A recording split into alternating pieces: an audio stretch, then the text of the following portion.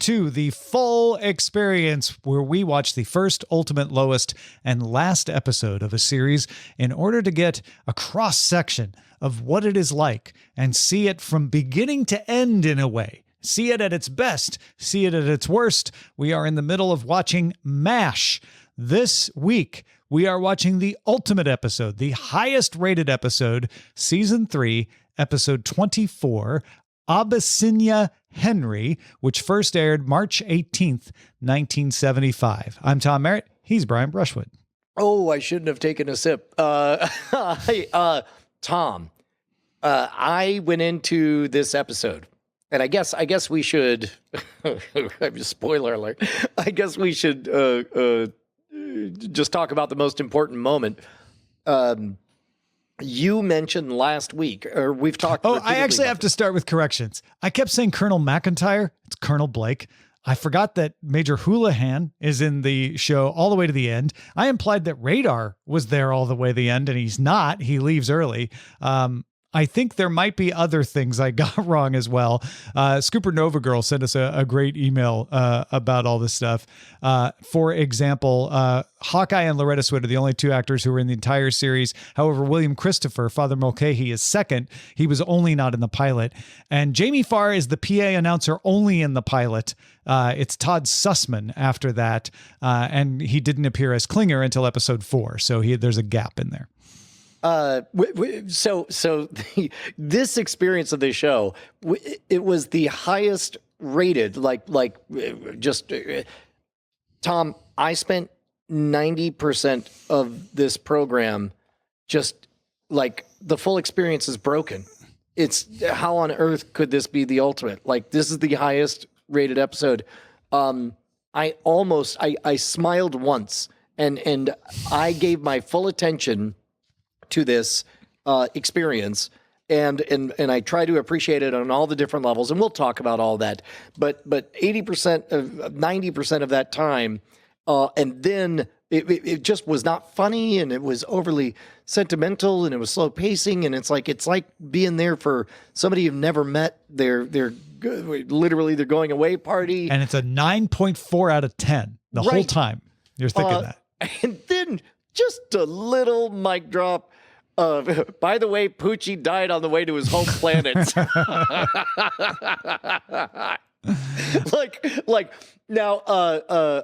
I didn't know Colonel Blake very long. Right. He seemed like a nice enough guy. Here I am now speaking at his funeral. But in the time I saw him, he was well beloved by all of you members of MASH.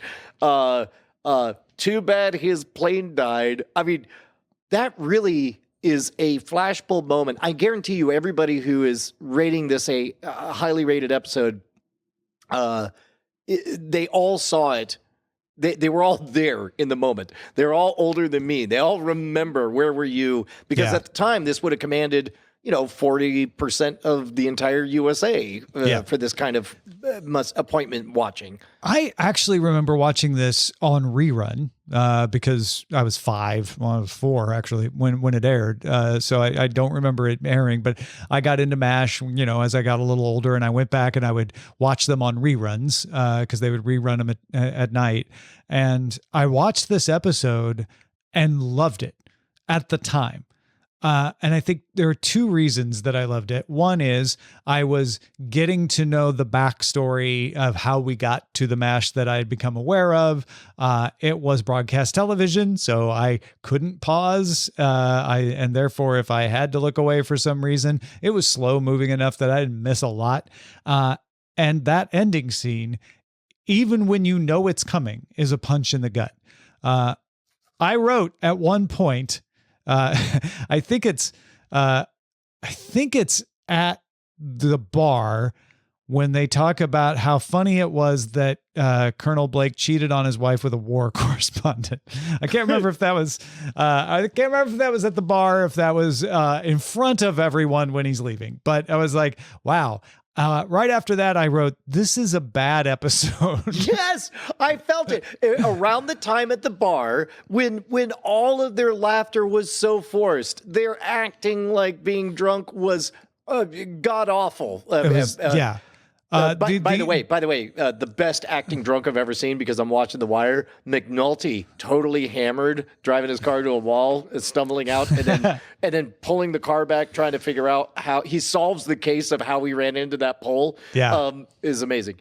Does he get two locals to sing for "He's a Jolly Good Fellow"? No, guy, America the Beautiful. Yeah. Oh, America the Beautiful. I didn't even remember what it was.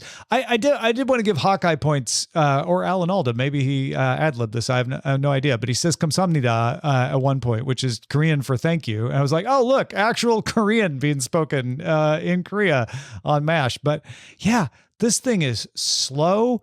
It's weird. It's probably funnier back then than it is now. Like, it just doesn't age well.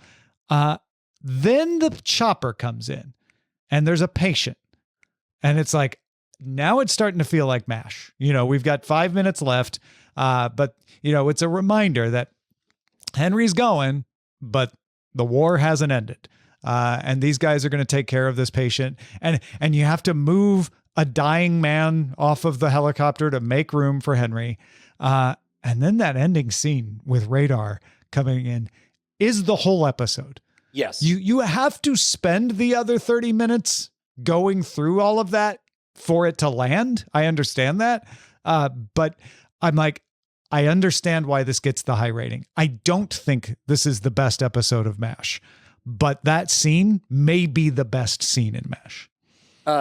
Yes. I agree with all of that. So you clearly knew that the gut punch was coming. Yes. And it played even though it was coming. I had no idea. I knew this was the episode where the guy was leaving. I was like, right, where the actor was leaving. Yeah, that would explain why it was so popular. And everyone knew that. That had been in the TV guide that McLean's. That he was leaving MASH, and I'm not going to say actors' names anymore because I always mispronounce them these days. But yeah, that he McLean Stevenson is what I was going to say, and that's correct. He's leaving, so everybody knew he was leaving. So all the stuff about like, oh, he got the letter that he's being discharged. That was not the surprise. Yeah. So, what about you, Amos? Did you know this going into it? The other, yeah. Oh, he might be unavailable. The other thing that's interesting. Oh, there he is. Yeah, Amos. No, I actually, I didn't know any of this going into it at all. So it was all a complete surprise to me. And did you have the creeping suspicion that this episode was terrible, like I did? I had seen a message from Tom that said, I don't think this is the best episode, but I think I know why it was the ultimate. And I was like, well, this doesn't seem like the greatest. I think the first episode was better than this. By a lot. The first episode had an A plot, a B plot, and a little tickle of a C plot. This was like, what is even happening? It has an A plot that's a B plot. Yeah, at most. At most, yeah. Yeah, it was pretty awful. The other thing that I do know about this is they didn't tell the cast that they were killing the character. The only person who knew was Gary Berghoff, Radar, who was given the line before he went in to deliver it. So apparently the dropped scalpel was an actual reaction. And was not planned. It wasn't scripted. And the quiet that descends is natural. Like they didn't coach them on that. They surprised the cast to see how the reaction would go. Wow. So, and that was the take they ended up using? Yeah. You could see genuine emotion. I remember thinking like, that's good acting. But now I found out it's not even acting. I mean, it is acting because McLean Stevenson didn't die, right? It's just the character died. Well, but they were all in character and got. Yeah. Yeah, and it's an investment in their own characters and stuff. So yeah, it still counts.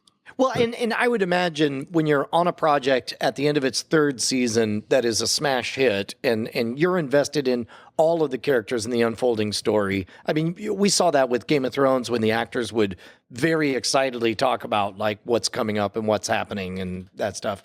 So I'd imagine it's like reading a book and your favorite character dies. Yeah. The other interesting thing about this, and we won't really see it because we're going to jump ahead when we get to the lowest ranked episode, is Wayne Rogers, who plays Trapper John McIntyre. He leaves as well after this episode, but it was not planned. During the break, he can't resolve his creative disputes with the writers. He thinks they're giving all the good lines to Hawkeye by some accounts. But for whatever the truth is, he decides to not come back for season 4 and not renew his contract. So they've killed Colonel Blake. They have to open season 4 without Wayne Rogers there. So they have to write an episode that gets rid of Trapper and not show him. And they have to have a plot, device that's like, why would Trapper have left without Hawkeye knowing? And it's basically like Hawkeye was on leave in Tokyo, and when he comes back, Trapper had already got his discharge papers too, and they missed each other at the airport. But guess what? He runs into the replacement, BJ Honeycutt, and gives him a ride to MASH. Rough year, rough summer. Yeah. And then Harry Morgan, who's going to replace McLean Stevenson, doesn't show up until episode 2 because they had to take care of all of that in episode 1 of season 4. Man, am I going to have to start watching all of MASH now? No. Okay. I like the definitive answer. You might, if you're tempted, it's kind of fun to watch the transition episodes. To watch the episodes where the new characters come and the new characters leave, because they do tend to step up the game in some of those, unlike this one. Although they stepped up the game at the end. Like, I will say, I get why this gets the rating, because that scene is an amazing scene. And everything is in that scene. The horrors of war, the uncertainty, the disappointment, the heartbreak, like that's it. The camaraderie of combat. Yeah. It's a hell of a scene, and it carries this entire episode, in my opinion. Yeah. Do we want to read any more of Supernova Girls? Yeah, please. Actually, I was hoping we could segue into some of the more general talk. Like, it was pointed out that the cast. We got one email. We were talking about the laugh track on there. And So Supernova Girl says the producers initially did not want a laugh track, but the studio said they had to because it's a comedy. So to compromise, there was never a laugh track during scenes in the OR. Eventually, as the show progressed and became more of a dramedy, the laugh track was phased out altogether as it didn't need it. Abyssinia Henry was named because that's how Colonel Blake always jokingly said, "So long, Abyssinia." It was the first cast change, and he was shockingly killed off because war. During filming that last scene, the cast had absolutely no idea what Radar was going to say, as the director wanted an authentic reaction. The dropped medical instrument was a legit mistake, but was kept in to enhance the realness of the situation. Thank you, Supernova Girl, for that piece of information. And then for the episode Hawkeye that we're going to watch next week, yeah, I can see this is the lowest because it's just Alan Alda doing a 27-minute soliloquy for a bottle episode. Some good pieces in there, but mostly a one watch and done episode. Yeah. We also got an email that in some international markets, versions of MASH were aired without any laugh track. But now that you mentioned that it was phased out, I mean, I'm assuming that's correct, but that might be interesting.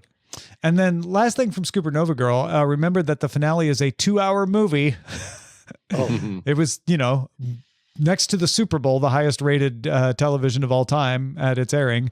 And Scooper says, we'll look forward to hearing that longer discussion episode. Another fun fact for this episode: when the episode was written, they did not plan on having a bug out scene. However, the real life fires in the area prompted the writers to include it. They had to reuse scenes from an earlier episode called Bug Out to show the move. And then suggest if we wanted to watch a bonus episode for Halloween, season 8, episode 22, Dreams. Very cool. Yeah, thank you. I got to tell you, I think we might be stress testing the full experience, because for a dramedy like this, like, I'm thankful with our busy schedules that it's only a half-hour show, but a side effect is only getting to spend 90 minutes before we get to the finale with these characters. I'm not feeling the level of connection that we would get from some of our other hour-long watches. Well, and this is an interesting one, right? Because MASH was on for 11 seasons, which in the pre-Simpsons era was a huge number. Yeah, very big deal at the time. Yeah. So yes, to that point, next week, the third of our 4 episodes, the lowest ranked episode, season 4, episode 18, Hawkeye. We're just jumping ahead one season, but we get a new colonel, a new roommate for Hawkeye, but I don't know if we see them because it's called Hawkeye. One more tidbit. Did you guys know? I had a whole bunch of production. I had spare bandwidth and attention to spare because nothing funny was happening on the show. So I noticed little things like, wow, back in the day, I guess they didn't use softboxes for the lights. Those are harsh shadows all over the place. But then when it got to the end, they did the thing where they're reading the credits and they put together this montage in memoriam, right? But like, we just found out the dude didn't go home. He died. They're showing all these poignant highlights of the funny foibles that he had on the show while playing the jauntiest Muzak version of Suicide is Painless you can imagine. Right, with the jazzy, and it's like, and then go to Twinkle Piano, and can we get a kid xylophone in here? Yeah. It's the end music. It's the end music they play every week. You can't change the end music. What are you talking about? This is television. Well, no, I thought it was. I thought it was an even jauntier version. I don't know. May have played that way because of the montage. I don't know. Well, thanks everybody for watching along with us. We appreciate it. Once again, next week, episode 418 of MASH, Hawkeye. We will continue our journey into the lowest ranked episode of the full experience. Talk to you then.